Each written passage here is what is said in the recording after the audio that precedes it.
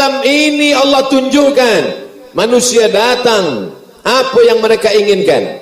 Mereka hanya ingin mendengar, mereka hanya ingin bersama, berkumpul, mereka hanya ingin mensyukuri nikmat Allah Subhanahu wa taala atas keselamatan negeri, kedamaian tempat kita.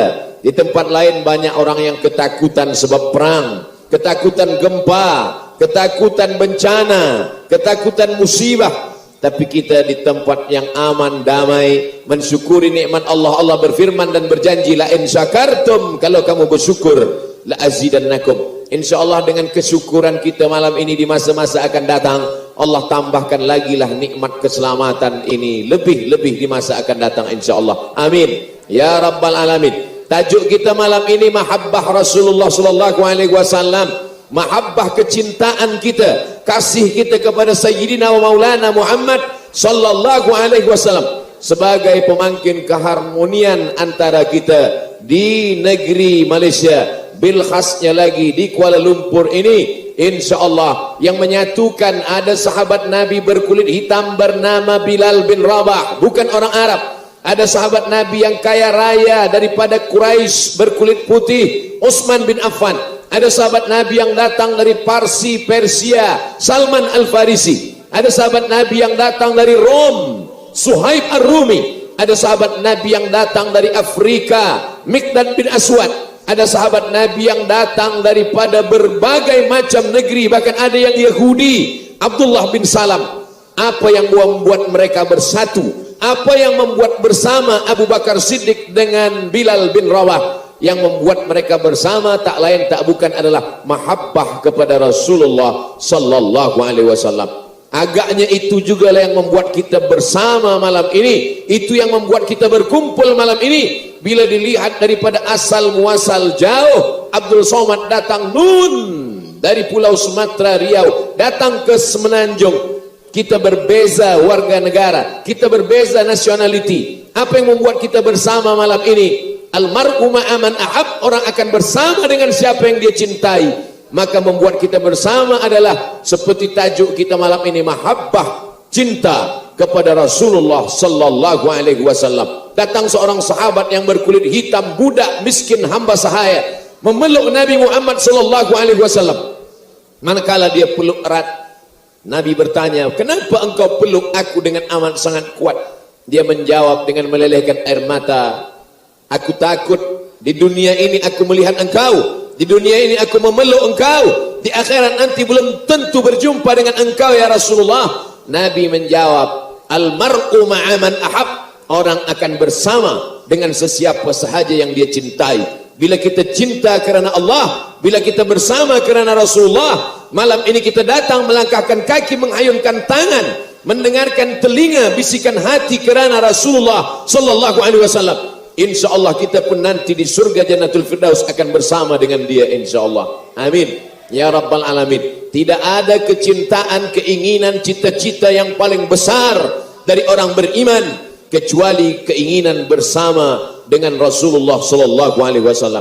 Malam ini saya dipersamakan Allah dengan Menteri Wilayah Persekutuan. Gambar-gambar rasanya dah diambil. Yang belum mengambil gambar tolong ambil. Kita nak share, like and share.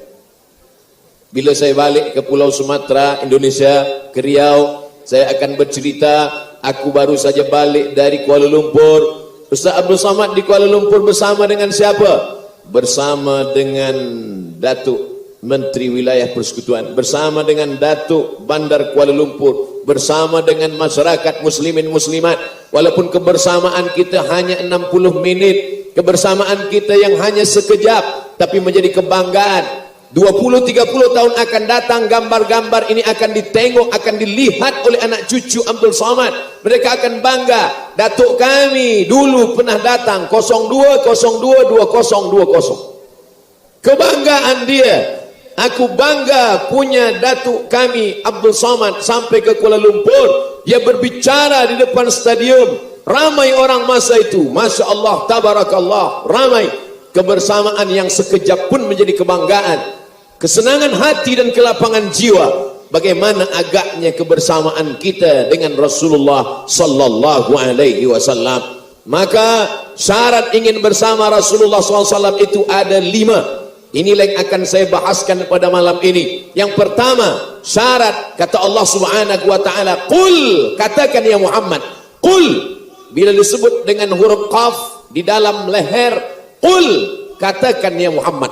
Tapi bila lafaznya tidak fasih, dia kata kul, kul, makanlah ya Muhammad. Oleh sebab itu kita betulkan tajwid bacaan Quran kita. Qul, katakan ya Muhammad, in kuntum tuhibbunallah, kalau memang betul kamu cinta kepada Allah, fattabi'uni, ikuti aku. Satu-satunya jalan selamat di hadapan Allah hanya dengan mengikuti jalan yang ditempuh oleh Sayyidina wa Maulana Muhammad sallallahu alaihi wasallam. Makanya manakala Nabi SAW sampai ke Taif, dilempar mereka dengan batu dan kayu, basah tapak kakinya, basah terompah kayunya kerana darah. Maka saat itu dia pun menepi ke sebuah batu. Lalu kemudian datang seorang lelaki bernama Adas. Adas membawakan setangkai anggur.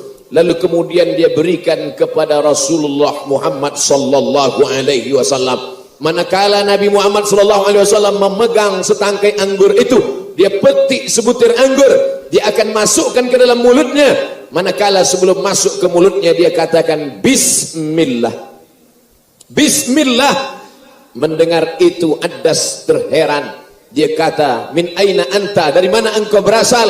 Mengapa engkau bertanya? Sebab penduduk negeri ini tiada satu pun yang makan mengucapkan nama itu. Mereka kalau makan, makan saja.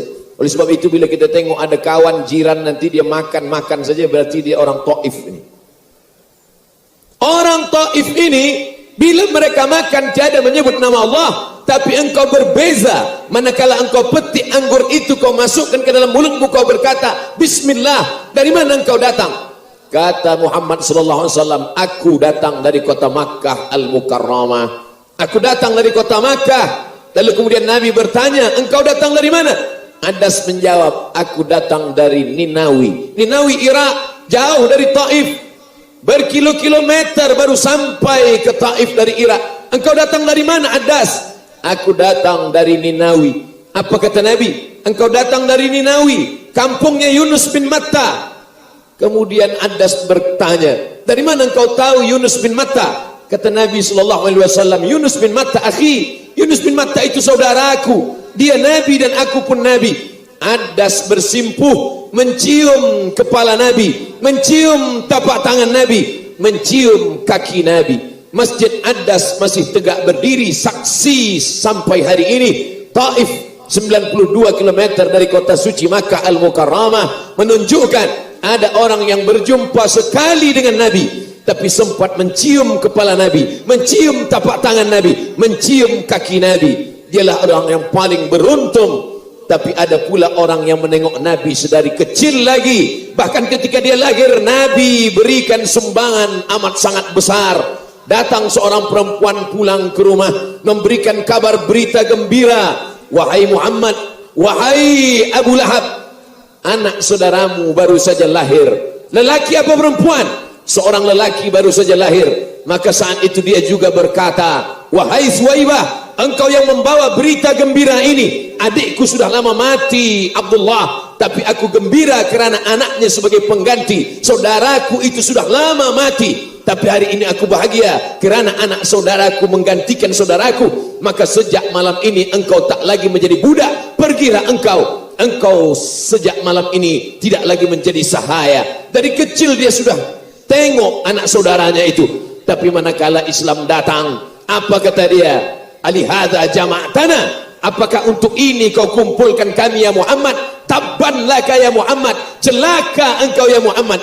Saat itu juga Allah membalas, tabbat siyada abi lahabi wa tab, ma aghna anhu maluhu wa ma kasab, sayasla naran dzata lahab wa imra'atuhu hammalatal hatab. Satu surah untuk dia. Padahal manakala Nabi kecil dia berbahagia, Nabi besar dia pandang di pelupuk mata, disayang kerana dia anak saudara, tapi berakhir dengan neraka jahanam. Tapi ada orang yang berjumpa sekejap mata, tapi dia sempat mencium kepala tangan dan tapak kaki baginda Nabi besar Maulana Muhammad sallallahu alaihi wasallam. Bagaimana dengan kita?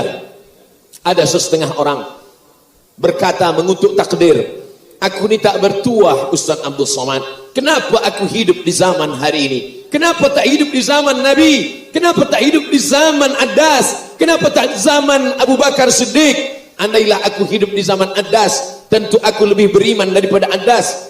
Orang yang mengutuk nasib seperti ini, maka jangan mengutuk takdir.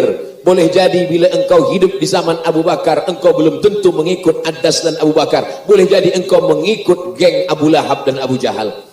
Oleh sebab itu bersyukurlah kepada Allah. Sebab manakala Nabi SAW tegak di atas mimbar, Nabi melihat aku sedang berada di hadapan haud. Nabi naik ke atas mimbar kota Madinah, Masjid Nabawi, khasnya lagi di Taman Raudhah. Ma baina baiti wa mimbari, antara dinding rumahku dengan mimbarku, raudhatun min riyadul jannah, satu di antara taman-taman surga.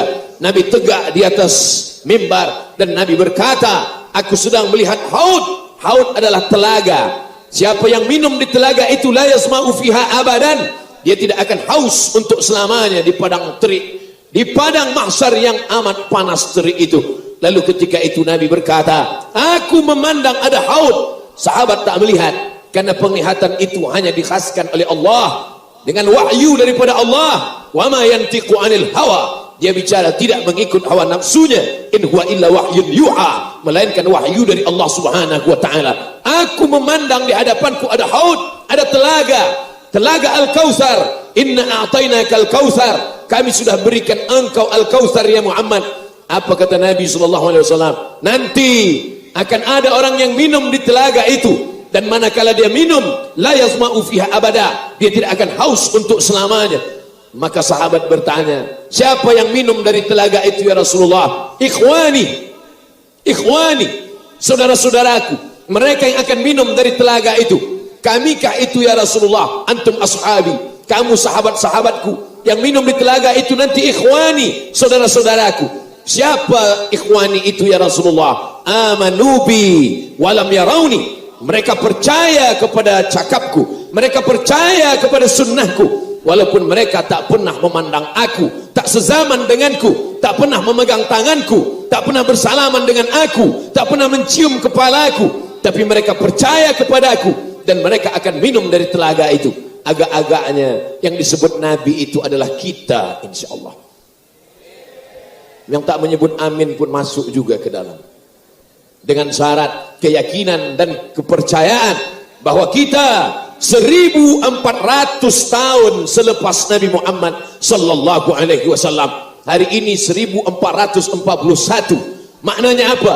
14 abad kita lahir selepas Nabi, tapi kita dirindukan oleh Nabi. Patah giginya, berdarah keningnya, berdarah tapak kakinya, berdarah terompahnya di Taif. Datang sahabat, berdoalah ya Rasulullah. Kalau engkau berdoa, kau panjatkan doa, likulli nabiyyin da'watun mustajabah, setiap nabi ada doa-doanya yang makbul. Kalau engkau berdoa, sama seperti doa Nabi Nuh, tenggelam semuanya. Kalau kau berdoa, sama seperti kaum-kaum yang lain, rata mereka dengan tanah. Berdoalah ya Rasulullah. Apa kata Nabi? Doa yang mustajab itu aku simpan.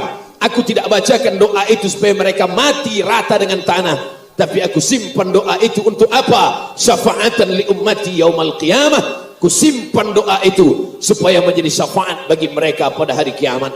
Belum ada kita di atas muka bumi ini, belum ada dalam bentuk darah, kuku, daging, belum ada dalam bentuk manusia yang nyata di atas muka bumi, tapi dia sudah pikirkan kita, dia cinta kepada kita. Malam ini kita balas cintanya itu dengan berselawat. Malam ini kita balas kasih sayangnya itu dengan berselawat dan berkumpul. Mudah-mudahan malam ini kita dipandang